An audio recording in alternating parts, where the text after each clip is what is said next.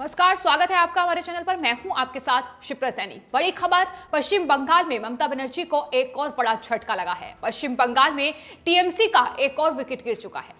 TMC Rajya Sabha सांसद दिनेश त्रिवेदी ने अब पार्टी से इस्तीफा दे दिया है। एक के बाद एक पश्चिम बंगाल में चुनाव से पहले टीएमसी के नेता पार्टी का साथ छोड़ रहे हैं और ममता बनर्जी की मुश्किलें लगातार बढ़ती नजर आ रही हैं। और अब राज्यसभा में अपने बजट भाषण के दौरान टीएमसी राज्यसभा सांसद दिनेश त्रिवेदी ने इस्तीफे का ऐलान कर दिया है। उन्होंने इस्तीफे का ऐलान करते हुए अहम बातें कही। उन्होंने कहा कि उन्हें अब पार्टी में घुटन हो रही है, टीएमसी में नेताओं का सम्मान नहीं है, उन्हें बोलने का अधिकार नहीं दिया जा रहा है, इस वजह से वो अब इस्तीफा दे रहे हैं। पश्चिम बंगाल में जो हिंसा की घटनाएं लगातार सामने आ रही हैं, उसको लेकर उन्होंने कहा कि पश्चिम बंगाल हिंसा की आग में झुलस रहा है, लेकिन हम चुपचाप बैठने के अलावा हमारे पास कोई दूसरा विकल्प नहीं है, हमें बोलने नहीं दिया जा रहा है। ये सिर्फ दिनेश त्रिवेदी नहीं कह रहे हैं, बल्कि अभी तक टीएमसी से जितने भी नेताओं ने, जितने भी सांसदों, विधायकों ने इस्तीफा दिया है, वो यही बात कह रहे हैं कि दरअसल टीएमसी लगातार सिर्फ परिवारवाद की राजनीति कर रही है।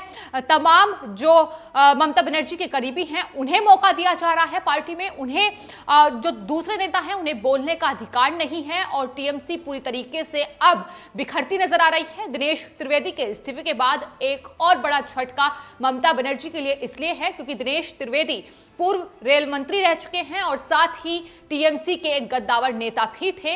लेकिन आज जिस तरीके से राज्यसभा में उन्होंने इस्तीफे का ऐलान किया, तमाम अहम बातें और टीएमसी पर बड़ा निशाना साधा। उन्होंने राज्यसभा से त्यागपत्र का ऐलान करते हुए कहा कि उन्हें पार्टी में घुटन महसूस हो रही है, देश हित से ऊपर कुछ नहीं है, पार्टी हित और देश हित में से वो राष्ट्र हित चुनने का अब उनका वक्त आ गया है, इसलिए वो पार्टी से इस्तीफा दे रहे हैं। जिस प्रकार पश्चिम बंगाल में हिंसा हो रही है और हम यहां बस बैठे हुए हैं, कुछ बोल नहीं सकते हैं, तो इससे अच्छा है कि मैं अपना त्यागपत्र दे दूं। मैं आपसे यह कहना चाहता हूं कि मैं आज राज्यसभा से भी इस्तीफा दे रहा हूं। यह दिनेश त्रिवेदी की ओर से कहा गया है, जिसके बाद अब कयास ये लगाए जा रहे हैं कि दरअसल दिनेश त्रिवेदी, जो कि टीएमसी के राज्यसभा सांसद थे, अब वो बीजेपी में शामिल हो सकते हैं। बीजेपी के साथ संपर्क की खबरें कई दिनों पहले सुर्खियां बटोर रही थी। ऐसे में अब जब उन्होंने इस्तीफा दिया है तो लगातार कयास ये लगाए जा रहे हैं कि वो बीजेपी में शामिल हो सकते हैं। हालांकि इसको लेकर अभी कोई आधिकारिक घोषणा नहीं की गई है। हालांकि बीजेपी नेता दिलीप घोष की ओर से जरूर कहा गया है कि अगर दिनेश त्रिवेदी बीजेपी में शामिल होना चाहते हैं तो उनका स्वागत पार्टी करती है और ऐसे काबिल नेताओं का पार्टी स्वागत करती है। जाहिर है जिस तरीके से पश्चिम बंगाल में चुनाव होने हैं, आने वाले वक्त में चुनाव का जो वक्त है वो करीब आ गया है। ऐसे में परिवर्तन रैली लगातार बीजेपी की ओर से पश्चिम बंगाल में निकाली जा रही है। तमाम जो केंद्रीय मंत्री हैं, तमाम जो पार्टी के बड़े नेता हैं, वो पश्चिम बंगाल पहुंच रहे हैं और ममता दीदी पर निशाना साध रहे हैं।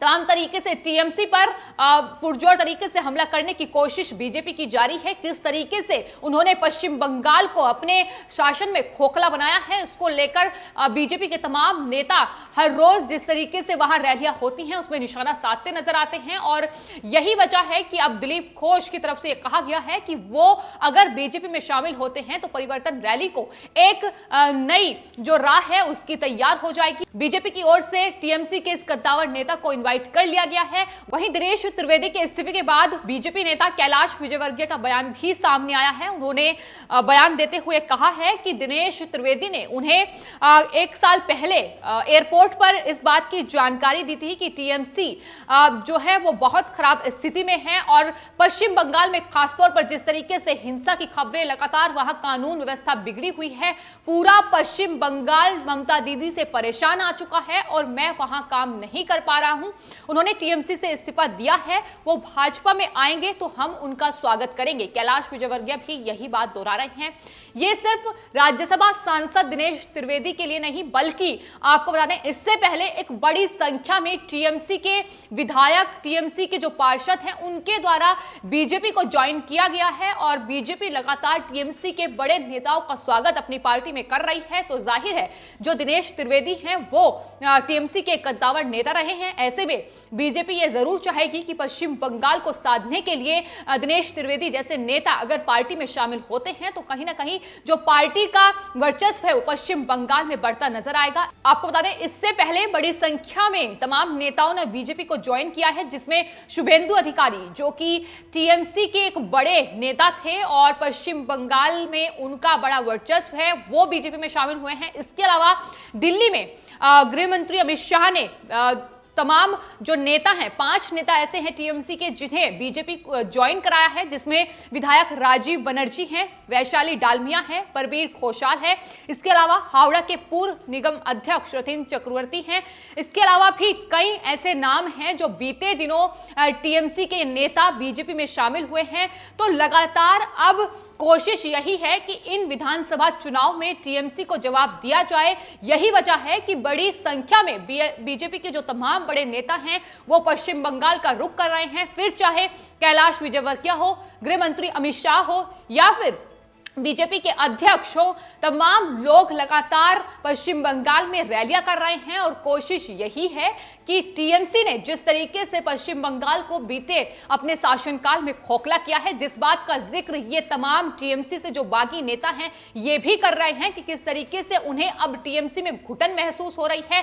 टीएमसी के जो नेता हैं, जाहिर है वो यही आरोप लगा रहे हैं कि दरअसल काम ही नहीं करने दिया जा रहा है, जिस आवाज ही नहीं उठाने दी जा रही है। तो पश्चिम बंगाल में किस तरीके की राजनीति हो रही है, इसकी बानगी ये तमाम नेता अपनी बातों से जाहिर कर रहे हैं। तमाम लोग अब टीएमसी की पोल खोलते नजर आ रहे हैं और यही निशाना लगातार बीजेपी की ओर से साधने की कोशिश भी की जा रही है। हाल ही में गृह मंत्री अमित शाह की ओर से पश्चिम बंगाल में रैली को संबोधित किया गया, जिसमें उन्होंने एक बार फिर से ये कहा कि दरअसल एनआरसी और सीए को लेकर उन्होंने कहा कि कोरोना वैक्सीन के चलते इसे लागू करने में देरी हो रही है, लेकिन आने वाले वक्त में जल्द ही सीए को लागू पश्चिम बंगाल में किया जाएगा। इस बात का उन्होंने जवाब दिया और साथ ही ये भी कहा कि संशोधित नागरिकता कानून पर टीएमसी के द्वारा लगातार गुमराह करने की कोशिश पश्चिम बंगाल की जनता को हो रही है, लेकिन बीजेपी ने जो कहा है, जो वादा किया है वो पूरा करेगी। नागरिकता संशोधन कानून को जल्द ही पश्चिम बंगाल में लागू किया जाएगा। उन्होंने साथ ही ये भी कहा कि इसे लागू किए जाने से भारतीय अल्पसंख्यकों की नागरिकता पर कोई असर नहीं पड़ेगा। तो ये लगातार टीएमसी की ओर से गुमराह करने की कोशिश पश्चिम बंगाल की जनता को की जा रही थी कि सीए सिर्फ एक जुमला है बीजेपी का, इसे लागू नहीं किया जाएगा। लेकिन साफ तौर पर पश्चिम बंगाल की मुख्यमंत्री ममता दीदी पर निशाना साधते हुए गृह मंत्री ने इस बात का भी जवाब दिया और बार बार ये दोहराया जा रहा है कि दरअसल कोरोना काल की वजह से इसमें देरी हुई है। आने वाले वक्त में सीए और एनआरसी को लागू किया जाएगा, न सिर्फ पश्चिम बंगाल में बल्कि पूरे देश में। तो अब जिस तरीके से टीएमसी राज्यसभा सांसद दिनेश त्रिवेदी ने राज्यसभा में अपने भाषण के दौरान साफ तौर पर इस्तीफे का ऐलान कर दिया है, तो उसके बाद अब जो नेताओं की संख्या है बीजेपी में शामिल होने की वो लगातार बढ़ती जा रही है। ममता बनर्जी के लिए लगातार मुश्किलें भी पश्चिम बंगाल में बढ़ रही हैं, क्योंकि तमाम जो पार्टी के प्रमुख चेहरे थे, जो तमाम कद्दावर नेता थे, वो पार्टी का साथ छोड़कर उन पर तमाम आरोप लगाए जा रहे हैं टीएमसी पर। जिस तरीके से बीजेपी का दामन थाम रहे हैं उसके चलते मुश्किल में है और बौखलाहट भी लगातार सामने आ रही है। अगर दिनेश त्रिवेदी के इस्तीफे को लेकर टीएमसी के बयान की बात की जाए तो टीएमसी ने बयान देते हुए यह कहा है कि अगर दिनेश त्रिवेदी ने पार्टी का साथ छोड़ा है, पार्टी से इस्तीफा दिया है, तो उनकी जगह किसी नए को मौका मिलेगा। तो साफ तौर पर बौखलाहट दिख रही है कि किस तरीके से एक भाई भतीजावाद की जो राजनीति है वो ममता बनर्जी लगातार कर रही हैं। अपने ही करीबियों को लगातार पार्टी में जगह देने की कोशिश उनकी ओर से जारी है, लेकिन तमाम जो बड़ी संख्या में टीएमसी के विधायकों से लेकर ये राज्यसभा सांसद और साथ ही पार्षद तक पार्टी का साथ छोड़ रहे हैं। तो टीएमसी पश्चिम बंगाल में पहले ही पूरी तरीके से बिखर चुकी है और अमित शाह ने, गृह मंत्री अमित शाह ने यह साफ तौर पर पश्चिम बंगाल रैली को संबोधित करते हुए कहा था कि कहीं ऐसा ना हो कि चुनाव आने तक पश्चिम बंगाल की मुख्यमंत्री ममता दीदी अकेली ना रह जाए। और ये उनका बयान कहीं ना कहीं सच साबित होता दिखाई दे रहा है। जिस तरीके से पहले कम से कम 20 की संख्या में तमाम विधायकों और पार्षदों का इस्तीफा, उसके बाद तमाम जो बड़े नेता हैं, कद्दावर नेता हैं टीएमसी के, वो एक के बाद एक पार्टी का साथ छोड़ रहे हैं। ऐसे में ममता दीदी कहीं ना कहीं अब पूरी तरीके से पश्चिम बंगाल में उनकी जो सियासी जमी है वो हिलती नजर आ रही है। हालांकि उससे पूरी तरीके से कोशिश उनकी यही है कि तमाम तरीके से पश्चिम बंगाल में जनता को साधा जाए, वोट बैंक हासिल करने के लिए तमाम उपाय उनकी तरफ से खोजे जा रहे हैं। लेकिन जिस तरीके से बीते कई महीनों से बीजेपी ने अपनी परिवर्तन रैली के जरिए वहां पश्चिम बंगाल की जनता को साधने की कोशिश की है, उसका एक असर पश्चिम बंगाल में दिखाई दे रहा है। जय श्री राम का नारा लगातार पश्चिम बंगाल में सुनने को मिल रहा है। बीजेपी यही कोशिश कर रही है कि अब इस चुनाव में ममता दीदी को जवाब दिया जाए और पश्चिम बंगाल की जो जनता लगातार परेशान है कि किस तरीके से अगर पश्चिम बंगाल में टीएमसी के नेताओं का ही पार्टी में दम घुट रहा है, अगर वही कुछ नहीं बोल पा रहे हैं तो आखिर पश्चिम बंगाल की जनता की क्या हालत होगी, इसका अंदाजा इसी बात से लगाया जा सकता है कि वहां की जनता कितनी परेशान होगी, इसकी बानगी साफ तौर पर दिखाई दे रही है। लेकिन फिलहाल ममता दीदी के लिए मुसीबत लगातार बढ़ रही है। एक के बाद एक पार्टी के नेता साथ छोड़ रहे हैं और बीजेपी का दामन थाम रहे हैं। तो ऐसे में बीजेपी पश्चिम बंगाल में अपनी जीत की तैयारी कर चुकी है, लेकिन ममता बनर्जी के लिए मुश्किलें कम होने का नाम नहीं ले रही हैं। फिलहाल आपकी इस पूरे मामले पर क्या राय है, हमें कॉमेंट बॉक्स में जरूर लिखें और चैनल को सब्सक्राइब करें। धन्यवाद।